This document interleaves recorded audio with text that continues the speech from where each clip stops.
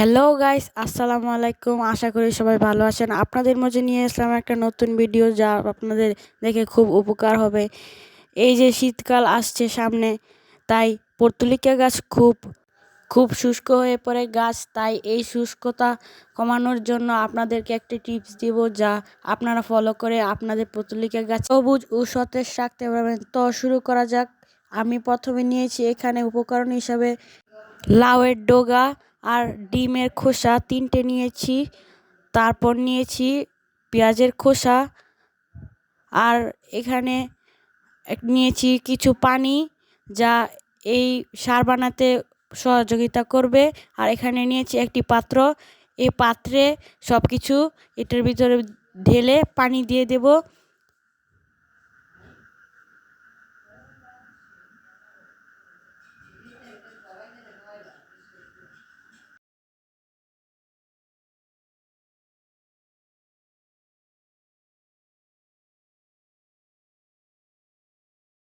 তারপর দেব এতে পেঁয়াজের খোসা। পেঁয়াজের খোসা গাছের জন্য খুবই উপকারী।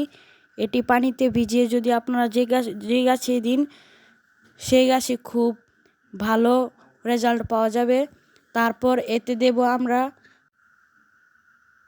এরপর আমরা এতে দিয়ে দেব কিছু ডিমের খোসাগুলো ভালো করে ভেঙে তারপরে এটাতে দিতে হবে, যাতে ডিমের খোসা পানির সাথে ভালো করে মিশ্রিত হয়।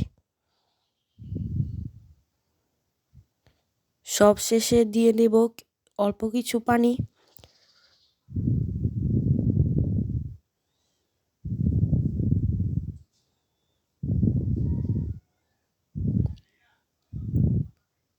পানি দেওয়া শেষ। এটি 3 দিন পর গাছে দেওয়ার জন্য উপযোগী হবে।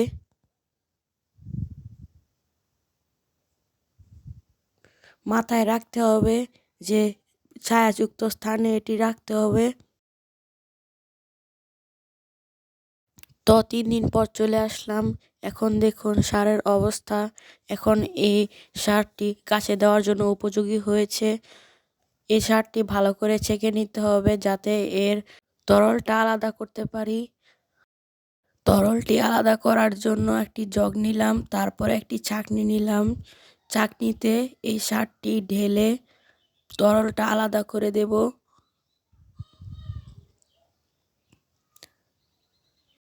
ছাঁকা শেষে ডিমের খোসা, লাউয়ের ডগা এগুলো আলাদা করে রেখে দেব, যাতে এগুলো অন্য গাছে প্রয়োগ করা যায়। এই তরলটা শুধু আমাদের পর্তুলিকা গাছে দিয়ে দেব। তো আমাদের পর্তুলিকা বাগানে একটি জগ নিয়ে পুরোটা ছড়িয়ে দেব।